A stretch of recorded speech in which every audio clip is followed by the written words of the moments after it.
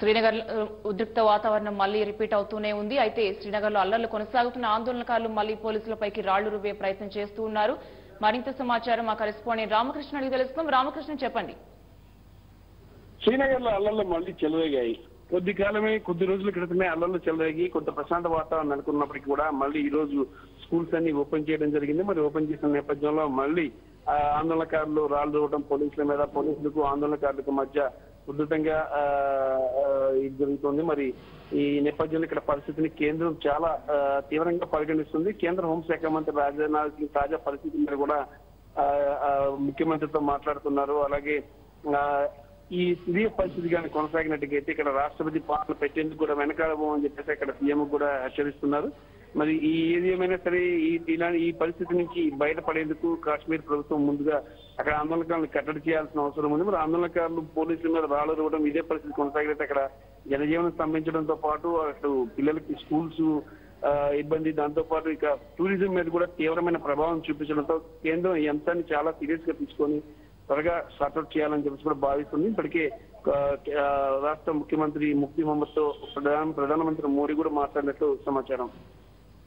అయితే రామకృష్ణ, కాశ్మీర్ లో మనం ఎప్పుడు చూసినా ఇటువంటి సంఘటనలు తరచూ గమనిస్తూనే ఉన్నాం. అసలు కాశ్మీర్ లో ప్రశాంత వాతావరణంలో ఉండడానికి, గొడవలన్నింటికి చెక్ పెట్టడానికి మరి ప్రభుత్వం సీరియస్ యాక్షన్ తీసుకోవాల్సిన అవసరం ఎంతైనా ఉంది. ఆ దిశగా ప్రభుత్వం ఆలోచిస్తుందా లేదా? ప్రభుత్వం ఆ దిశగా ఆలోచించాల్సిన అవసరం ఉంది. ముఖ్యంగా ఇన్ని రోజుల పాటు అక్కడ శాంతి నెలకొట్టడం, గొడవలు జరగడం, ఆందోళనలతో అట్టుడిగిపోవడంతో కాశ్మీర్ ప్రజల జనజీవనంపై తీవ్రమైన ప్రభావం చూపించింది. మరి ఇదే పరిస్థితి కానీ ముందు కూడా కొనసాగితే మాత్రం రాష్ట్రపతి పాలన పెట్టక తప్పని పరిస్థితి అయితే ఏర్పడే అవకాశం ఉంది. మరి అక్కడ రాష్ట్ర ప్రభుత్వం ఏదైతే ఉంది, జమ్మూ కాశ్మీర్ ప్రభుత్వం, జమ్మూ కాశ్మీర్ ముఖ్యమంత్రి మహబూబా ముఫ్తీ ఇమీడియట్ గా దీని మీద యాక్షన్ తీసుకోవాలని చెప్పేసి అన్ని పార్టీలు కూడా కోరుతున్నాయి. మరి ఒకవేళ కానీ అక్కడ కానీ ఇంత త్వరగా కానీ లా అండ్ ఆర్డర్ కానీ కంట్రోల్ కానీ రాకపోతే మాత్రం ఇటు పరిస్థితుల్లో కూడా అక్కడ రాష్ట్రపతి పాలన పెడతామని చెప్పేసి కేంద్రం కూడా ఇప్పటికే సీఎం హెచ్చరించింది. అయితే భారతదేశంలో ఉన్న కోట్ల మంది ప్రజలను కాపాడేందుకు సైన్యం, పోలీసులు ఉన్నారు. మరి వాళ్ళని కాపాడాల్సిన అవసరం ఎవరిది? వాళ్ళని ఎవరు కాపాడతారు అసలు ఇటువంటి సిచ్యువేషన్స్ మధ్యలో?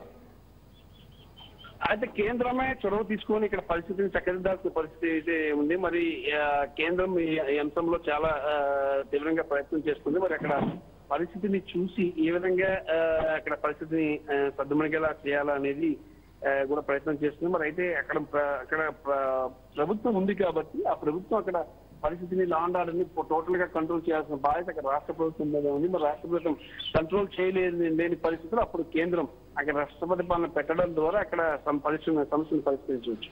Right, thanks for updates Ramakrishna. ఇక మళ్ళీ కాస్త ప్రశాంతంగా ఉందనుకున్న కాశ్మీర్ లో అల్లర్లు కొనసాగుతూనే ఉన్నాయి. పాఠశాలలు తిరిగి ప్రారంభం కాగానే ఆందోళనకారులు రాళ్లు రుబ్బుతూ ఉన్నారు. మరి దీనికి సంబంధించి ప్రభుత్వం కూడా సీరియస్ గా యాక్షన్ తీసుకోవాల్సిన అవసరం ఎంతైనా ఉంది. ప్రభుత్వం ఆ దిశగా అడుగులు వేస్తుందో లేదో రానున్న రోజుల్లో వేచి చూడాల్సిన అవసరం ఉంది.